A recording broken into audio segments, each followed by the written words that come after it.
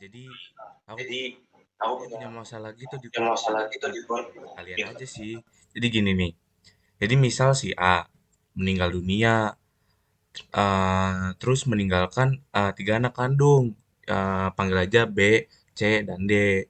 Tapi ternyata si D ini terbukti melakukan perbuatan yang membuat dia apa tuh ya namanya kalau nggak salah onworthy atau bisa dibilang nggak layak dapat warisan gitu dari si A. Nah, aku pengen nanya, pengen tahu nih siapa yang berhak jadi ahli waris dan bagaimana pembagian legitime porsinya. Oke, mungkin aku bisa bantu jawab kali ya. Ini kita mulai dari konsep onwarding dulu. Dalam pasal 838 KUH Perdata itu tuh dijelasin nih kalau misalnya seorang tuh dapat dinyatakan nggak patut buat jadi ahli waris jika dia tuh melakukan perbuatan tertentu nih terhadap si pewarisnya ini. Kayak misalnya contohnya dia melakukan kejahatan berat kayak membunuh atau coba membunuh si pewaris lain, atau mungkin juga dia memfitnah pewaris lain dengan tuduhan kejahatan berat atau melakukan tindakan lain yang serius nih terhadap si pewaris itu.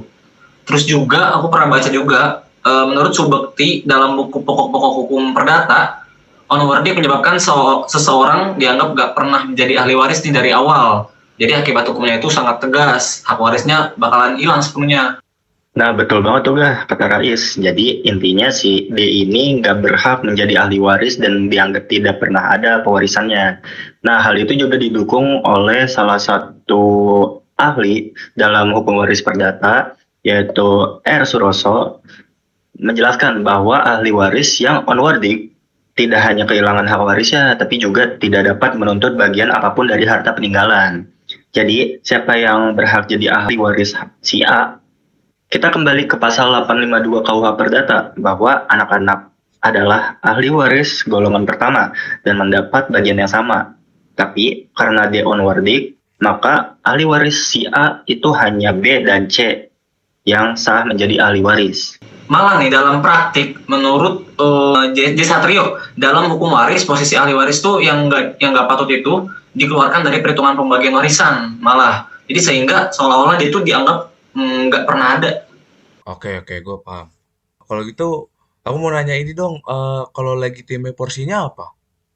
Nah, kalau legitime porsi atau bisa disebut LP, dasar hukumnya ada di pasal 913 KUH Perdata yang menyatakan bahwa LP adalah bagian mutlak yang tidak boleh dihilangkan dari ahli waris garis lurus.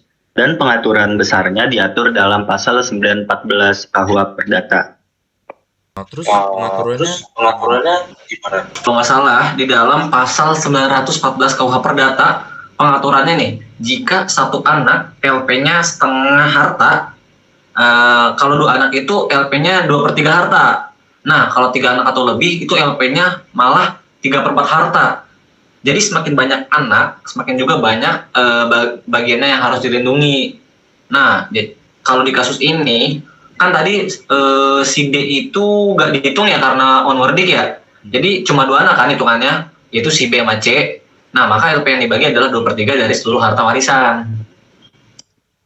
Nah, aku mau nambahin nih, Gah. Jadi, karena B dan C kedudukannya sama, pembagian B dan C itu sama-sama mendapatkan 1/3. Lalu, sisa 1/3 bagiannya adalah bagian bebas yang bisa diwasiatkan ke manapun. Hmm, jadi bagian bebas itu bisa dipakai untuk apa aja ya?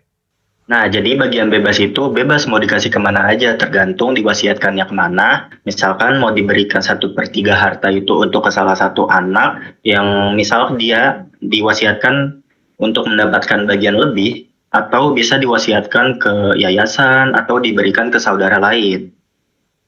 Kalau ke kasih D, Nah, secara hukum emang bisa dibagikan ke D kalau sudah diwasiatkan untuk si D. Tapi balik lagi ke onworthy tadi, karena si D udah onworthy atau tidak pantas mendapatkan harta warisan karena alasan tertentu, jadi dia tidak bisa dan tidak berhak mendapatkan bagian itu.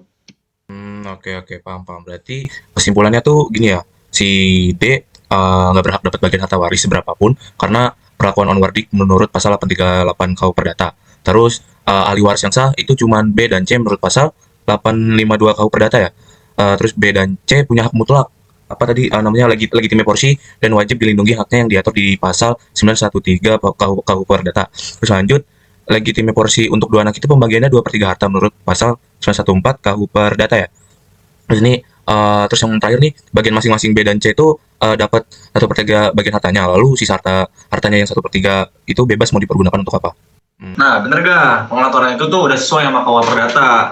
Dan juga itu udah didukung oleh dari pendapat para ahli tadi udah disebutin kan kayak Subekti, Suroso sama tadi J Satrio.